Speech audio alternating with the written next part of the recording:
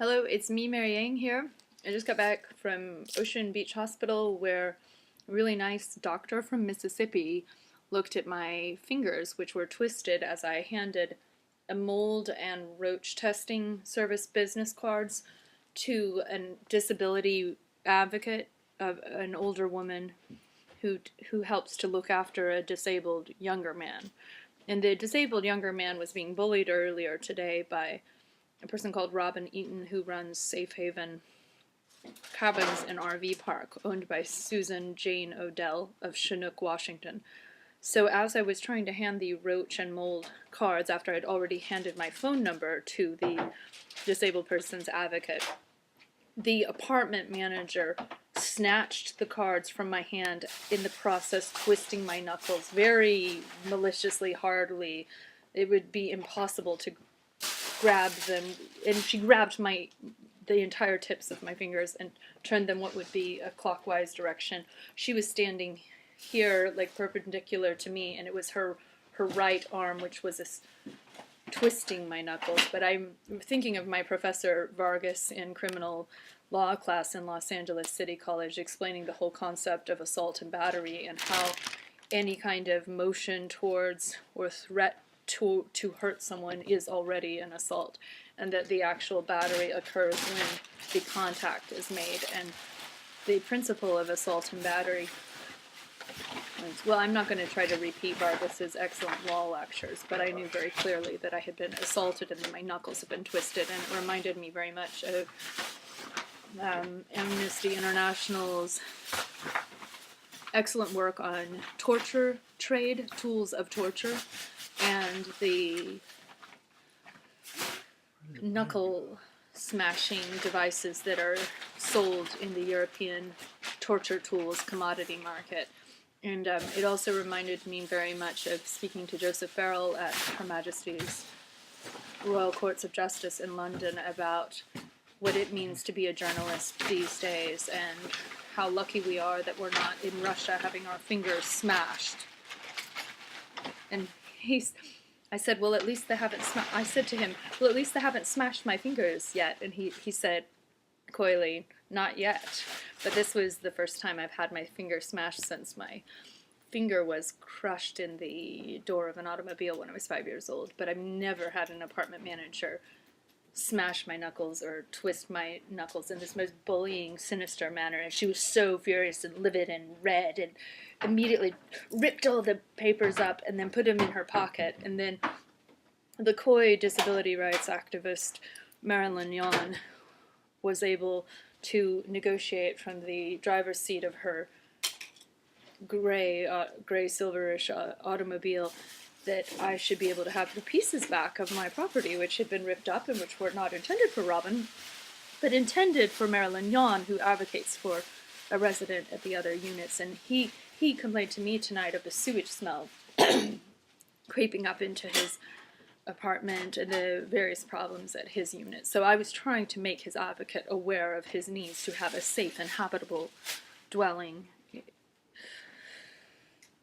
adequate under the state law of Washington. But what we know now is that the state law of Washington isn't enforced here. The responding officer, Mortensen, had possibly responded to another 911 call regarding Rory's behavior, which he was being bullied earlier by Robin, and Ian Pickering had responded. Backing him up, I pulled out my camera, filmed some of the abuse, and we possibly rudely tried to change the subject to when our roach spray would be in our unit. And that got her attention away from Rory, who was obviously in distress. And so his mood was quite agitated at dinner at the Nazarene church, and he was certain he would be arrested or hurt tonight at Safe Haven, where Marvin Nelson killed himself, supposedly. I didn't witness it. And the level of bullying was very extreme. The daughter of this person called Robin was able to make a photocopy of my contract, which I had asked Robin for about 4 weeks ago, in which she said she couldn't do because of a printer hookup issue. But this daughter attempted to navigate the waters of the discussion about the habitability violations by suggesting that we follow her in her auto to Chinook, a neighboring community, to speak with Susan Odell. And she assured me that if I think she's a ballistic firecracker, oh, wait till I meet Susan Odell, that Susan Odell will be furious and enraged at me. And it was kind of like, it was not a very, it was not, a, I don't quite understand Washington State yet, but I was wearing a t-shirt with the B word, and she, in a way, I sympathized with her because I myself am a daughter, and I know what it's like to have a mother and to try to help negotiate for your mother's business interests. And her mother had been very violent towards me, as well as verbally abusive 3 nights ago. So I have not been well in the face of the verbal abuse I received 3 nights ago, as well as the eviction threats that have been ongoing since I moved in, or the threats towards my friend. My friend. Is the car open? Or no, it's not. You locked it. Oh, do I have my keys? Yeah, they're there. Shall I check? Okay, lovely. Thank you, Doug. What are these bumps? I'm trying to wrap up my debriefing. One moment. So then I was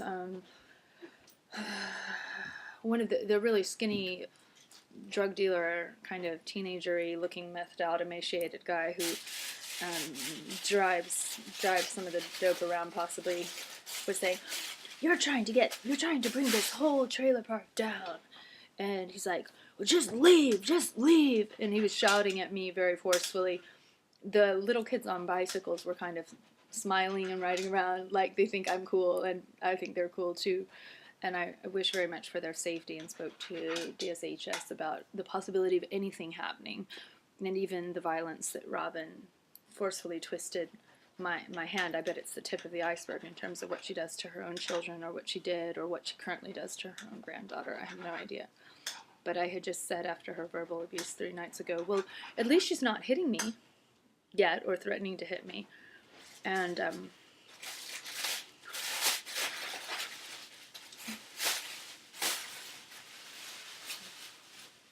we put in a county inspection request complaint for vermin, and we thank very much St. Vincent de Paul and Crisis Support Network, funded by the Gates family, for their generosity to this community on the coast across from Astoria. And thanks very much for the very patient, calm, and collected response from the Long Beach Police Department. Mortensen did arrest Rory on some outstanding warrants, but I perceive that Rory feels that he's abused in the situation. He's moving out.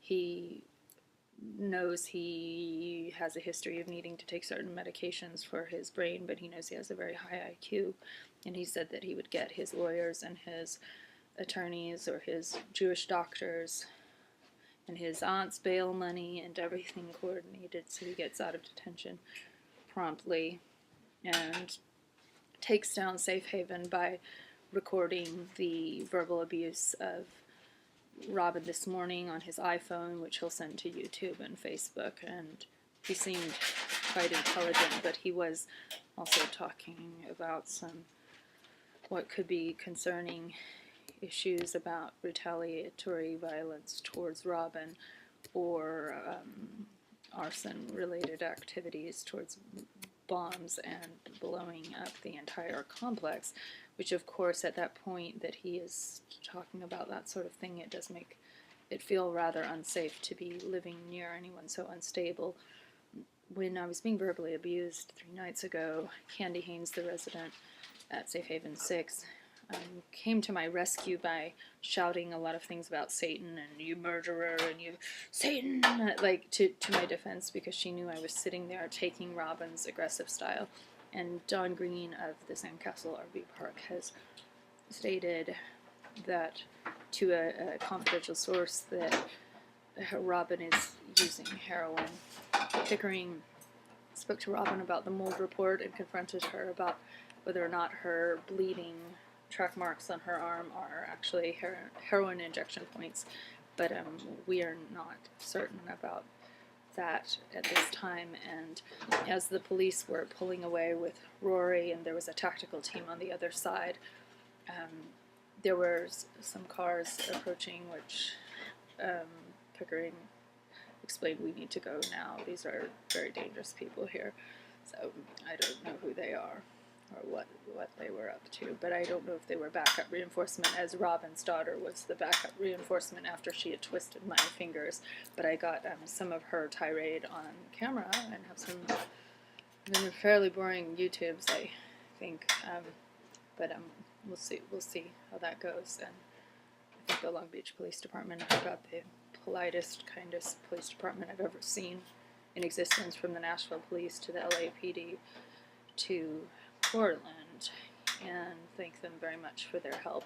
And I realized the officer I spoke to tonight about the assault after I got back from the hospital was the same officer who I explained would to him that I was terrified of the drug dealers at the Yellow Building, which had some kind of raid planned in the works back in the days when we were living next to Berardinelli, the meth felon from Portland, who is still in the area, I believe, with his spouse, who had made threats at us once she misinterpreted our concern for the woman being beaten downstairs, or perhaps her own violence under Ted Berardinelli, as some kind of interest in the drugs and the bags of meth being handed around downstairs and in the parking lot in this Joe Winter building at 300 6th. So he was the officer was the same guy, and I forget his name, like Steve Robbs or something like that. And Mortensen was really nice. So, and then we saw somebody from the sheriff's department in tactical gear arriving, and I just personally feel really disgusted that law enforcement had to go through what they did when this whole kind of cultural problem at Safe Haven needs some proactive responses beyond waiting until it turns into a crime scene, a suicide, or a shooting, or a arson event. So, many thanks to everyone out here. Peace out. Time for turkey and some vegetarian vegan celebration field roast.